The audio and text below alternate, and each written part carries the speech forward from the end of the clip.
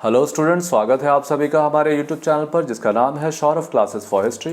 मैं सौरभ आज आप लोगों के लिए विश्व इतिहास से अमेरिकी क्रांति, उसके कारण एवं परिणाम विषय लेकर उपस्थित हुआ हूं। तो चलिए बिना समय गवाए हम अपने इस विषय को प्रारंभ करते हैं। अमेरिकी क्रांति के कारण एवं परिणाम। अमेरिका की क्रांति एक ही साथ आर्थिक, राजनीतिक, सामाजिक एवं धार्मिक शक्तियों का परिणाम थी। सप्तवर्षीय युद्धों के पूर्व इंग्लैंड को अपने अमेरिकी उपनिवेशों की चिंता नहीं थी, परंतु 1763 ईस्वी के पश्चात इंग्लैंड द्वारा अपनाई गई कठोर व्यापारवादी व्यवस्था एवं औपनिवेशिक नीति ने विद्रोह को जन्म दिया। यह संघर्ष न तो गरीबों के कारण उत्पन्न असंतोष का परिणाम था और न ही यहाँ के लोग सामंती व्यवस्था से पीड़ित थे, वरन अमेरिकी उपनिवेशों ने अपनी स्वच्छंदता, व्यवहार में स्वतंत्रता तथा अपनी स्वायत्तता को बनाए रखने के लिए विद्रोह किया। अमेरिकी स्वतंत्रता का सबसे प्रमुख कारण यह था कि इंग्लैंड ने प्रारंभ से ही इन उपनिवेशों के स्वशासन पर अंकुश लगाने का प्रयत्न नहीं किया। अमेरिका के उपनिवेशों की अप्रसन्नता का मुख्य कारण आर्थिक मामलों में ब्रिटेन की औपनिवेशिक नीति थी। इंग्लैंड की नीतियों ने अमेरिकी उपनिवेशों को अपनी स्वयं की अर्थव्यवस्था विकसित करने के लिए प्रोत्साहन नहीं दिया। नौसंचालन कानून 1651 के द्वारा ब्रिटेन की संसद ने इन उपनिवेशों को गैर ब्रिटिश जहाज़ों के इस्तेमाल में लाने की मनाही कर दी थी। व्यापारिक अधिनियम इन उपनिवेशों की कुछ वस्तुएं जैसे तंबाकू, कपास और चीनी के निर्यात केवल ब्रिटेन को ही किया जा सकता था। औद्योगिक अधिनियम उपनिवेशों को लोहा और सूती कपड़ा जैसे उद्योगों को आरंभ करने की मनाही थी। इन वस्तुओं को केवल ब्रिटेन से ही आयात करने के लिए बाध्य किया जाता था। इस प्रकार उपनिवेशों के उद्योग और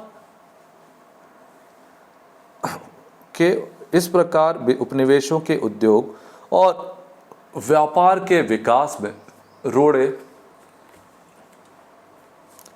अटकाए जा रहे थे। ब्रिटेन अपने उपनिवेशवासियों को काश्तकारों के रूप में रखना चाहते थे। इस युद्ध के बाद अमेरिकी बस्तियों के रुख में एकदम परिवर्तन आ गया तथा वे इंग्लैंड की अवहेलना करने लगे। ब्रिटेन की सरकार ने राजस्व में वृद्धि के लिए 4 अधिनियम प्रस्तावित किए। कौन कौन से थे वह अधिनियम? Sugar act, stamp act, currency act एवं क्वार्टरिंग एक्ट। 1765 ईस्वी में ब्रिटेन की संसद ने स्टाम्प एक्ट पारित किया, जिसके अंतर्गत उपनिवेशवासियों को सभी व्यापारिक सौदे पर कर देना पड़ता था। इस कानून का उपनिवेशवासियों ने जबरदस्त विरोध किया तथा उन्होंने इस कर का बहिष्कार कर दिया।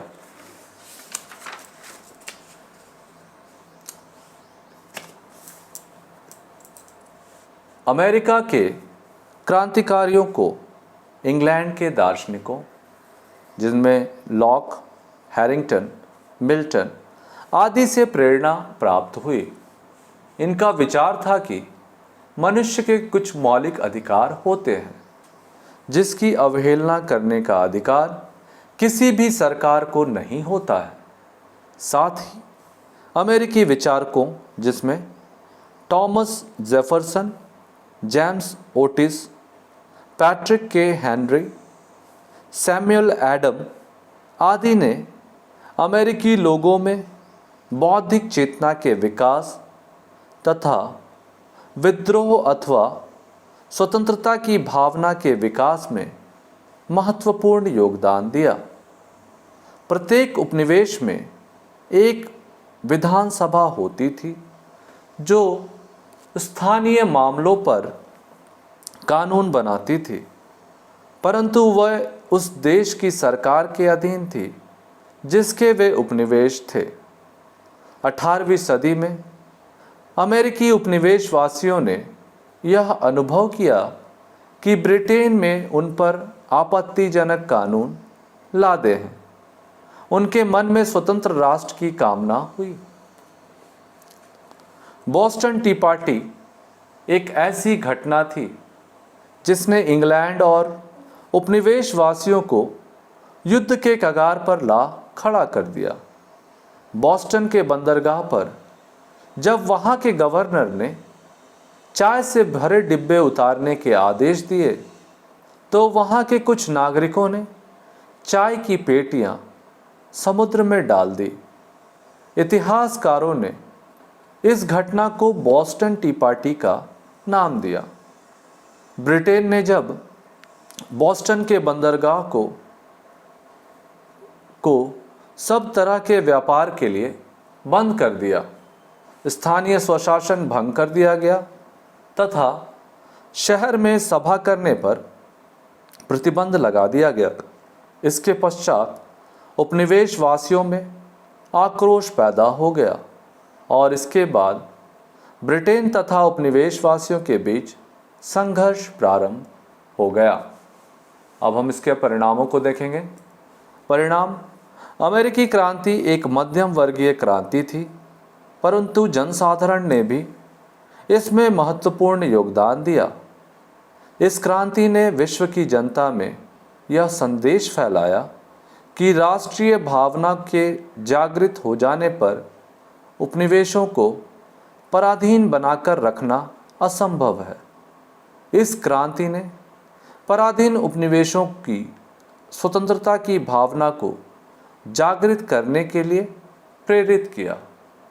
सब मनुष्यों को समानता और उसके अधिकार उनसे कोई छीन नहीं सकता। इन दोनों तथ्यों का समावेश स्वतंत्रता की घोषणा से किया गया।